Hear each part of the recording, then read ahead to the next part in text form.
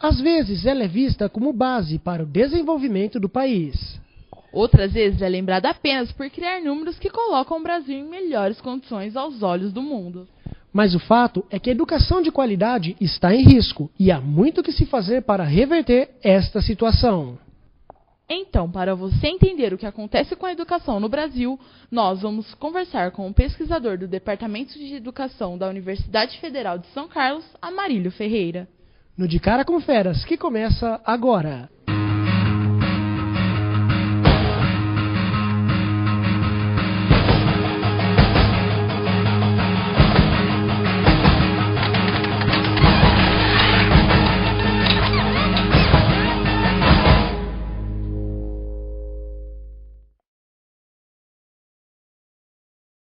Olá, Marília. Em primeiro lugar, gostaria de agradecer você por ter aceito o nosso convite e estar aqui no Ciência Web para bater um papo com a gente. O prazer é todo meu. Sempre que o Instituto de Estudos Avançados da USP me convida, eu tenho o maior prazer de vir aqui. Bom, para começar a nossa conversa, eu gostaria de saber de você, como pesquisador da história da educação do Brasil, né, como você vê a escola do passado e a escola do presente. Existe alguma mudança entre essas duas escolas? Essencialmente não. Existe uma interpretação do senso comum que ainda vigora na sociedade brasileira, de que a nossa educação, pelo menos a educação pública de ensino básico, mais precisamente do ensino fundamental de 9 séries, público, seria uma escola de péssima qualidade, porque o Brasil, a rigor, nunca teria tido uma escola pública como nós conhecemos hoje. Que a escola pública no Brasil é uma questão tardia, ou porque até mesmo que a sociedade brasileira teria sido, historicamente, uma sociedade sem escolas entre aspas. As primeiras notícias que nós temos de escolas no Brasil datam de 1549, quando chegaram ao Brasil os primeiros padres da Companhia de Jesus, capitaneados pelo Manuel da Nóbrega.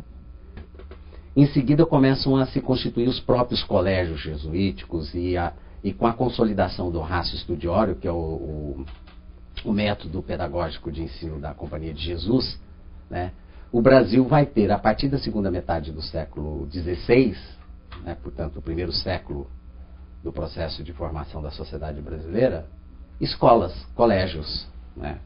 Essas escolas jesuíticas, elas passam para a história da educação brasileira, mas elas não são apenas de excelente qualidade no contexto colonial brasileiro, elas são aonde a companhia conseguiu chegar em função do vasto império ultramarino ibérico, português e espanhol, em que eles constituem escolas que gozam de um prestígio do ponto de vista da qualidade do seu ensino mundial. Né? Então o Brasil sempre teve escolas de excelente qualidade, né? Desde o Brasil colonial.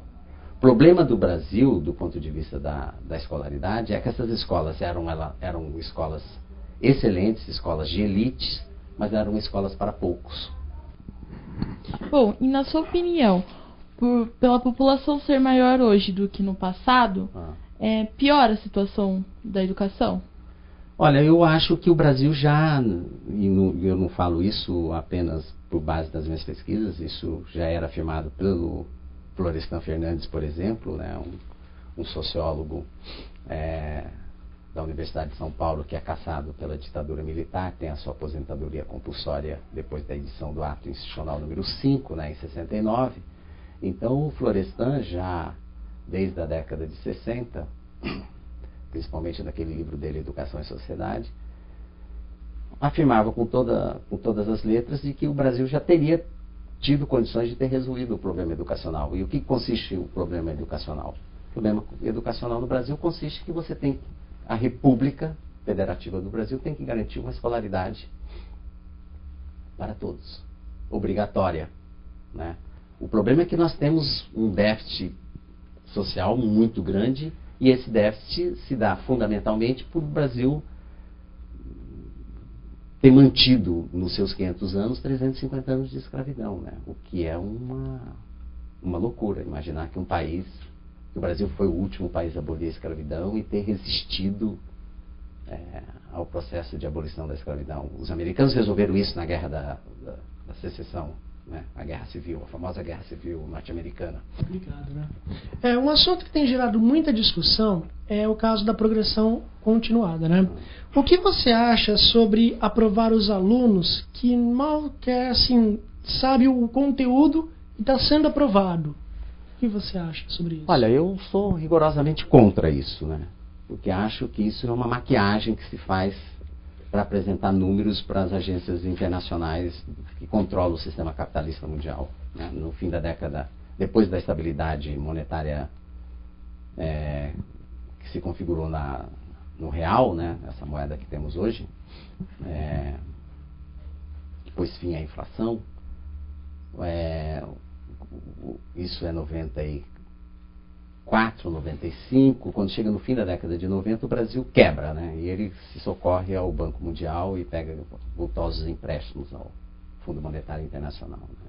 E a contrapartida desses empréstimos, impostos pelo Fundo, pelo Banco Mundial, pela OMC, por exemplo, né, de que o Brasil teria que estender essa escolaridade para todo mundo. E o governo brasileiro faz essa extensão, não atacando as questões estruturais, na minha avaliação, né? Apenas produzindo maquiagens de uma progressão no interior da escola obrigatória, né, na época dos 7 aos 14 anos, sem, vamos assim dizer, levar em consideração o que é essencial da educação. E o essencial da educação é o acesso ao patrimônio científico, cultural e tecnológico que a própria humanidade produziu historicamente, né? O que seria melhor? Com a educação da qualidade que temos hoje no período integral, ou das 7 a meio-dia com uma qualidade melhor? Eu não acredito num processo de escolaridades, vamos assim dizer, orgânico da formação integral das crianças e dos jovens brasileiros, se não for numa escola de período integral, né? Então, a coisa não é tão simples, porque começa com a própria construção do prédio da escola de período integral. Nós não podemos transformar essas escolas que temos hoje em período integral, porque elas não são prédios preparados para uma escola, não tem uma estrutura física, arquitetônica, né, preparada para uma escola de período integral. Porque uma escola de período integral, ela é um complexo, né? Porque você vai pôr uma criança ali das 7 da manhã às 6 da tarde, e ela não pode ser uma escola materialmente pobre, né? A começar do seu próprio prédio. E não é possível também você imaginar o salário dos professores, mesmo com esse piso nacional que não chega a R$ 1.200, né? Todos os estudos apontam para um número mais ou menos em torno de R$ 2.500 de salário básico para um professor da escola pública de ensino básico. Falando tudo isso para vocês, para dar uma noção do que eu chamaria de elementos estruturais de uma escola pública obrigatória, né, de 13 séries obrigatórias. Hoje nós só temos 9, então teria que estender essa obrigatoriedade para o ensino médio, né? O que vai implicar, o que implica você adotar uma política nacional, né, com base numa escola de período integral? Amarílio, se o aluno sabe que não vai repetir de ano, como é possível fazer com que ele estude? Uma vez que ele já saiba que essa progressão automática aí vai, vamos dizer, empurrar ele para um próximo ano. E como nós vamos fazer então com que ele estude e pegue firme no conteúdo? Olha, essa sua questão é uma questão mais complexa de ser respondida, porque ela remete assim um refinamento propriamente dito do que seria o processo de ensino-aprendizagem. Eu acho que um processo de ensino-aprendizagem ele não deve estar obrigatoriamente centrado na avaliação. Ele deve estar centrado o processo deve ser mais complexo do que você pôr como objetivo apenas uma avaliação final, né? Eu acho que a questão da educação, a questão da formação, é uma questão que assambarca vários aspectos do processo de formação de um jovem, né? Então, todo esse processo devia estar acoplado ao próprio processo de ensino-aprendizagem estrito sensu. Em relação ao sistema de avaliação dos governos, o SARESP, os SENAIs, o Enem, você acha que isso ajuda a educação? Eu acho assim, tudo que envolve dinheiro público tem que ser avaliado. Eu defendo uma educação totalmente pública. Eu acho, na minha concepção de sociedade, claro, eu acho complicado você ter essa dualidade público e privado no Brasil, quando se trata da escolaridade obrigatória. Eu teria uma certa resistência de aceitar essas avaliações tal como elas são aplicadas, porque elas estão muito mais no sentido daquilo que eu chamei de uma maquiagem, apesar de que elas acabam revelando que a coisa não vai bem, né? Porque não se mexe nas questões estruturais. Então eu penso assim, antes de qualquer avaliação, vamos mexer nas questões estruturais, porque essas avaliações também apontam problemas, mas esses problemas não são resolvidos estruturalmente. Esse futuro poderia até não ser tão esperado como bom, uma vez que as crianças de hoje, vendo todo esse problema, greve de professores, professores assim desmotivados, ou até mesmo os alunos, eles podem não, no caso, os futuros presidentes, parlamentares, a turma da política, eles podem não ver isso e piorar a educação, uma vez que para eles também não foi bom, então por que os outros vão ter uma melhor? Ou talvez não? Olha, eu acho que essa forma de pensar não é boa. Ela é uma espécie de um suicídio social. E eu confesso que não sou afeto ao suicídio. Eu sou afeto à luta. Entendeu? Eu acho que tem que ter luta, tem que ter briga. Eu acho que essa luta não é uma luta só de professores. Essa luta é uma luta da sociedade brasileira. Não é uma preocupação de uma fração, de uma corporação, no caso moderno nosso, uma corporação de cunho sindical mesmo. Não que eu não acho que eles não tenham uma visão da educação e a visão de educação deles não deve ser colocada na mesa de negociação. Não é isso que eu estou dizendo. O que eu estou dizendo é que não pode ficar só eles fazendo essa luta. Essa luta não é só uma luta deles, é uma luta de todos nós. O que você acha sobre a política de cotas? Eu entendo a necessidade no sentido de diminuir a brutal injustiça que a sociedade brasileira tem. O que nós poderíamos usar uma expressão que todo mundo vai entender rápido, nós poderíamos chamar assim dos afrodescendentes ou daqueles escravos desafricanizados, arrancados das brenhas profundas da África, né? Num processo de violência inaudito, né? Tem que se recuperar esse processo, tem que acelerar essa a quitação, vamos dizer assim, dessa dívida, né, social de grande envergadura, né? Agora, ao mesmo tempo, de um lado é isso, então eu entendo por aqui sim. Agora, por outro lado, eu diria assim um não, porque eu diria assim, se nós tivéssemos resolvido o problema da escolaridade obrigatória para todos, de boa qualidade, e rompido com a dualidade público-privado, e o público significa escola de elite, para quem tem dinheiro, e a educação é uma mercadoria, e não um bem de Estado fundamental na formação dos cidadãos que vão governar a polis Brasil, né? No sentido grego, aristotélico, eu acho que essa questão ficaria diluída, porque se ela é uma escola única para todos, nesse sentido eu digo sim e não.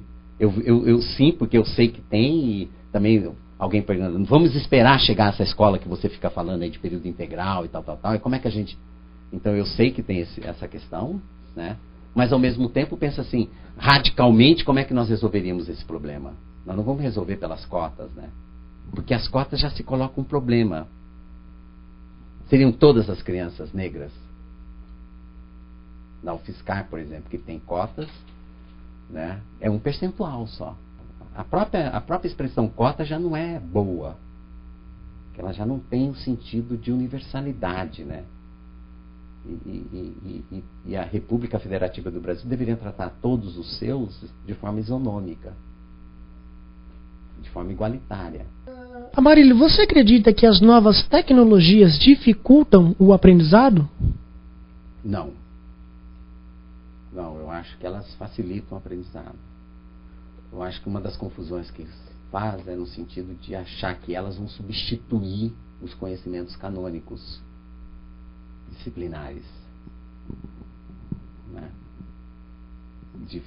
Vão substituir por si só o conhecimento historicamente acumulado pela humanidade. Então eu acho assim, as novas tecnologias elas têm que se constituir em ferramentas a serviço do processo de difusão desses conhecimentos e não substituir os conhecimentos.